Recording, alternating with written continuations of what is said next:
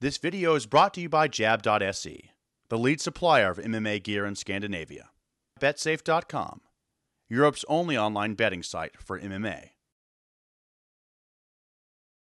This one a little level up, or take the cake? Yeah.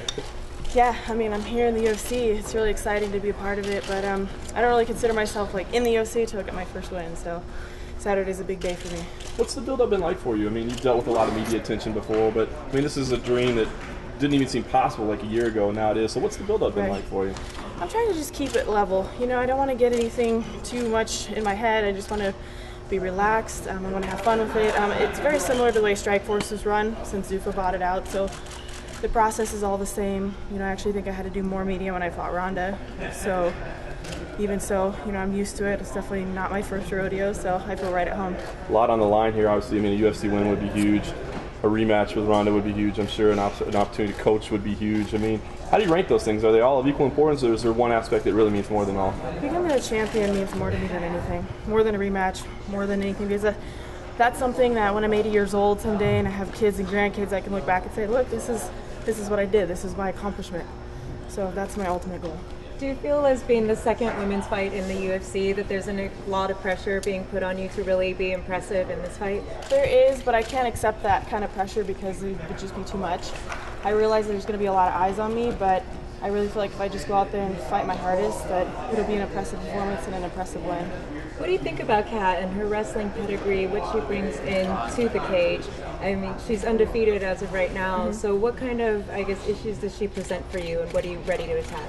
I think she's a very strong, athletic girl, but technically, I don't think she's the most technically sound fighter there is. She's a pretty forward-style fighter. She gets a little overzealous in some positions, and I think that my experience is going to capitalize in the fight. When she makes those mistakes, I'll be able to recognize them. Who did you decide to have in your corner, and what are your training plans long term? I know you switched camps here for this one. Yeah, I kind of bounced around a little bit and picked up a little bit of everything from everywhere. I started at StudioMMA, then I went to Benson Henderson's lab for a few weeks, and then I came out here about a week early just to get acclimated. The air's a little bit different, altitude's a little bit higher. And I trained at Drysdale's and Syndicate. And in my corner, I'm going to have Ryan Caraway, I'm going to have JJ Mix, and I'm going to have Rick Little. When I last spoke to you, actually, you said that you were going to take a year off. It was right around the time of the Kedzie fight, and you were in Brazil at that time. Were you in Brazil to actually work on any aspects of your fight game, and what happened to taking that year off? Did you just get the call from the UFC and decided to call it a short visit? Right, well the year off was a rough estimate of how long I thought I would probably want to take to kind of really get that fire back. And it turned out it didn't take much but a UFC call. So, you know, when I got that call and that opportunity, I was like, boom, a match lit right inside me. And I was like, all right, the fire's back. You know, this is a huge opportunity. This is what I've been waiting for. And, you know, I'm so excited to be here today.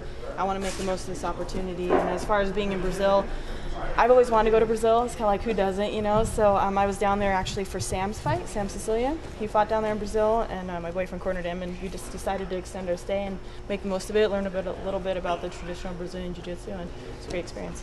It was just a year ago, I guess, that you were still really lobbying for this and being really outspoken about, you know, women getting into the UFC. Looking back at that, I mean, is it surreal that it was just a year ago? And was there a moment where you felt like what you were saying really started to get through? Yeah, it is surreal. I can definitely admit to that. I didn't expect it to come so soon, but I did believe in women's MMA, and I believed that someday it would be here in the UFC. I thought it was probably still another year out from now, but things move really quickly, and I think we're ready for it. And I think that everyone's going to be really surprised with the turnout. I think we're going to have a lot of women coming and trying out for the next Ultimate Fighter. I know you're probably sick of hearing about this and seeing this, but Dana says, I mean, the turning point was when you fought Ronda, and he saw that, and that really opened his eyes.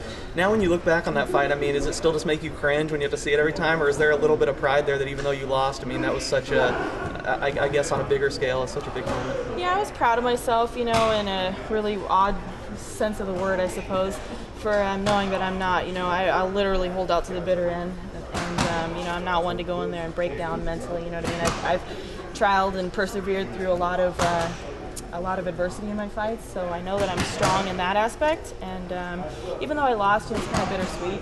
I don't think necessarily, that was the fight for me to win. I think this is the fight for me to win, and I think the fact that I lost to Ronda the first time leads to a bigger fight now and a bigger opportunity. So I think everything happens for a reason. When one door closes, another opens. So. What did you make of Ronda's comments that she'd prefer to coach against you if she could pick one or the other, and she's kind of rooting for you now? What did you make about that? That made me like her a little bit more.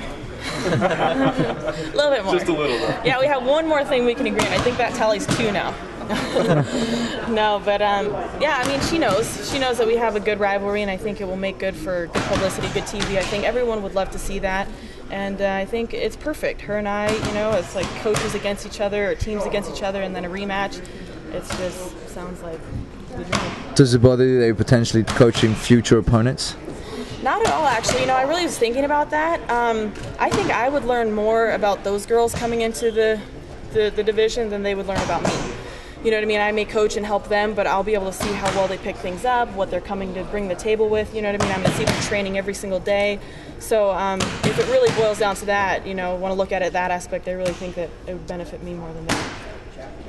You've been plugging away, at this, trying to get the UFC, moving to the UFC for longer than anybody really. You've been at the top level for so long. Does it bother you how much credit Ronda gets for that when, she's kind of a newcomer to it and you've been doing it for a lot longer? No, Ronda put in her work, and she just was able to get there very quickly, and I can't blame her for that. I would say if I was in her shoes, I'd probably do the same thing. But it's irritating at myself because I wish that I could have done more. But the only way to fix that is to put one foot in front of the other and to keep going. And I can't hate on Ronda for her success. I just have to want to get there too. This video is brought to you by Jab.se, the lead supplier of MMA gear in Scandinavia. BetSafe.com, Europe's only online betting site for MMA.